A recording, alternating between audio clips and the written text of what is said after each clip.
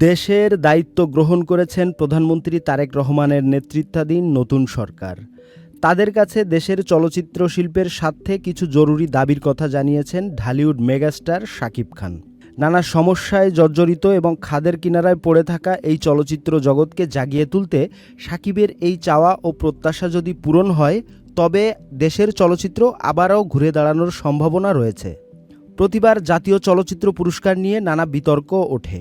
কিছুদিন আগে ঘোষণা হওয়া 2023 সালের পুরস্কার নিয়েও তুমুল বিতর্ক বাধে।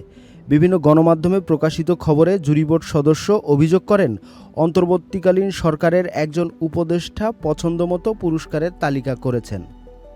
শাকিব খান বলেন, এই বিচার প্রক্রিয়া, অস্বচ্ছতা, রাজনৈতিক প্রভাব, স্বজনপ্রীতি, বারবার এসব প্রশ্ন সামনে আসে। পরিষ্কারভাবে বলতে চাই, জাতীয় চলচ্চিত্র পুরস্কারের বিচার প্রক্রিয়া স্বচ্ছ, সম্পূর্ণ জবাবদিহিমূলক হোক। মূল্যায়নের নির্দিষ্ট মানদণ্ড নির্ধারণ এবং বাইরের হস্তক্ষেপ রোধে কঠোর নীতিমালা প্রণয়ন জরুরি বলে মনে করেন শাকিব। সরকারি অনুদানের চলচ্চিত্র বাছাইয়ের প্রক্রিয়ায় স্বজনপ্রীতি ও পক্ষপাতের অভিযোগ দূর করতে স্বচ্ছ কমিটি, অনলাইন স্কোরিং পদ্ধতি এবং পাবলিক রিপোর্ট প্রকাশের উদ্যোগ নেয়ার পরামর্শ দেন শাকিব খান। তিনি বলেন, এতে প্রকৃত মেধাবীরা উৎসাহ পাবেন। সিনেমা হলের সংখ্যা 50-এর নিচে নেমে এসেছে। এ বিষয়ে শাকিব খান বলেন, মাঝখানে কয়েকবার প্রেক্ষাগৃহ বাড়ানোর উদ্যোগের কথা শোনা গেলেও পরবর্তীতে আর কোনো অগ্রগতি দেখা যায়নি। সারা দেশে প্রেক্ষাগৃহ নির্মাণের উদ্যোগ নিতে হবে। মানুষ যাতে পরিবার নিয়ে আবারও ছবি দেখতে আসে, সেই সুন্দর ও নিরাপদ পরিবেশ তৈরি করে দিতে হবে।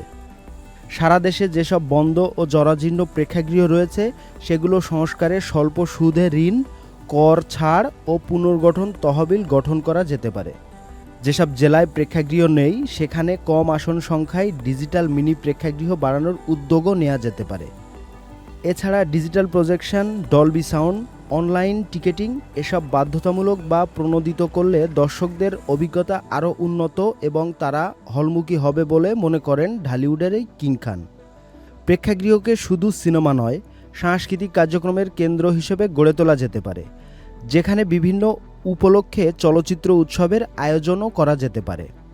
এবং সবশেষে সরকারকে ঝামেলামুক্ত, পেশাদার ও নিরাপদ কাজের পরিবেশ নিশ্চিত করতে সরকারের কাছে আহ্বান জানান শাকিব খান।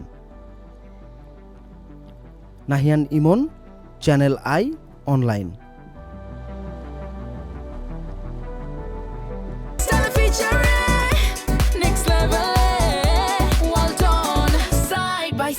Fridge.